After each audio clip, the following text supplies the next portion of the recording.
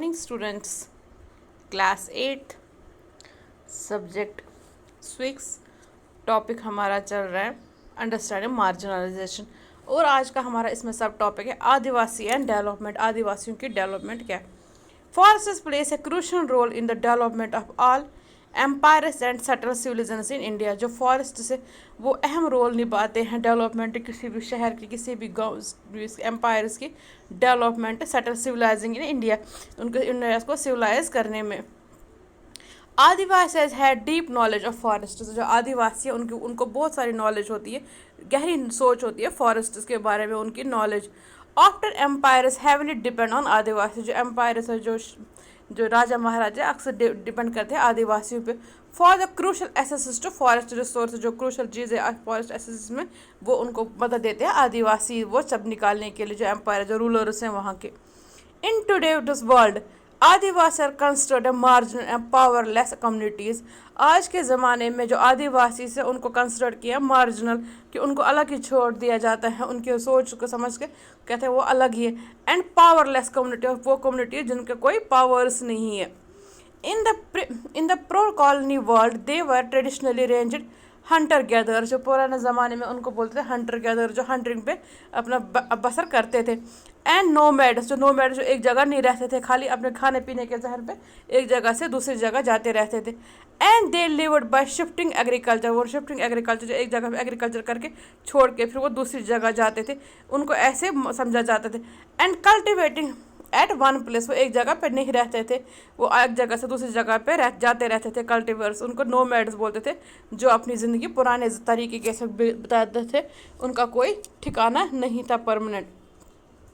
For the 200 years Adivasis have been forced through economic changes. अब 200 साल पहले 200 ईयर्स से आदिवासियों को फोर्स किया जाता है इकोनॉमिक चेंजेस के लिए। Forest policies and political forces applied by the state to migrate as workers in planting industries as domestic worker. जो उनको फॉरेस्टर्स वालों को कि वो फोर्स करते हैं कि वो स्टेट माइग्रेट हो जाए, एक जगह से दूसरी जगह पे वो माइग्रेट हो जाए, वर्कर्स के करें, प्लांटेशन में काम करें, इंडस्ट्रीज़ में काम करें, डोमेस्टिक वर्कर्स काम करें, खाली जंगलों में ही ना रहे। Forest lands have been cleared for timber and to get land for agriculture industry. जो फॉरेस्ट की ज़मीन है जहाँ पे वो आदिवासी ज़्यादा रहते थे, उन ज़मीनों को क्या साफ क्लियर करवा दिया गया टिम्बर के लिए और जो लकड़ी वकड़ी के लिए, और उसको एग्रीकल्चर इंडस्ट्री के लिए ज़मीन को खाली कर दिया गया। Huge tracts of lands have gone under the water of hundreds of dams that have been built in independent India। बहुत सारे ट्रैक्टर जो लैंड है वो किसके अंडर गए, वहाँ हंड्रेड्स ऑफ डैम्स जो बनाए गए, that have been built in independent India. जो आज़ाद इंडिया में बनाए गए जो है ह्यूज डैम्स बनाए, बहुत सारा उसमें भी चला गया लैंड्स।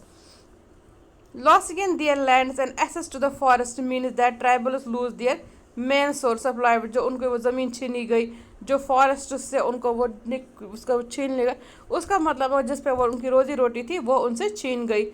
एंड आदिवासी है migrate to cities in search of work. जो आदिवासीज है जब उनकी ज़मीन छीनी गई, उनके जंगल के हक वो छीने गए, उनका मतलब क्या, उनको वो अपनी ज़िंदगी जब ग्रहण बसर कर खाने पीने के लिए पैसे कम हो गए, उनको ज़िंदगी रोज़गार का कोई साधन नहीं, उसकी वजह से उनको माइग्रेट, उनका मतलब उनको एक जगह से दूसरी जगह जाना पड़ा सिटीज़ में नौकरी की तलाश में।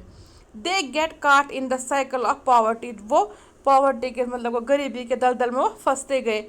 एंड डिप्रेवेशन से उनकी जो हक है वो सारे उनसे वो छीन गए। Almost 40% of the tribal groups in rural areas and 35% urban areas live below the poverty line। Almost मतलब कहते हैं 45% जो आबादी है और 45 आबादी जो रूरल एरियाज़ में है और 35 जो अर्बन एरियाज़ में वो बिलो पॉवर्टी लाइन में वो गरीबी में बसर कर रहे हैं। Minorities and marginalization।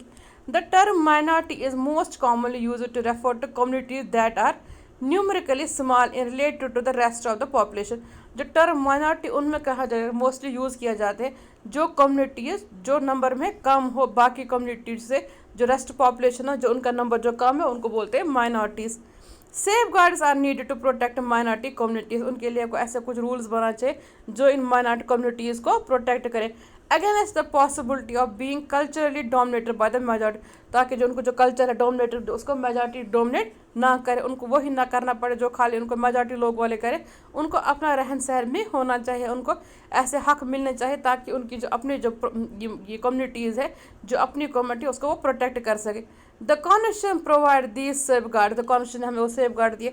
अगर कोई भी कम्युनिटी का हो, वो किसी भी वो जाति का कितने भी माइनॉरिटी में हो, कुछ भी हो, वो अपने जो उसके ट्रेडिशन से, वो अपने रूल्स रेगुलेशन से वो कर सकता है। Because it is committed to protecting India's cultural diversity, क्योंकि इससे हमें इंडिया की जो कल्चरल डाइवर्सिटी, जो इंडिया के चेंजेस है, कस्टम्स है, ट्रेडिशन है, जो अलग अलग डाइवर्सिटीज़ हैं, चेंज है इंडिया में, उनको बरकरार रखने के लिए ये रखा है कि कोई भी किसी के हक या कोई भी किसी के कल्चर को क्रिटिसाइज नहीं करे। And promote equality as well as just, हमें इक्वलिटी हर एक कल्चर को, हर एक ट्रेडिशन को, हर एक रिलीजन को इक्वली ट्रीट करना है चाहिए, और इक्वली हर एक तबके को पूरा जस्टिस मिलना चाहिए। Okay, thank you.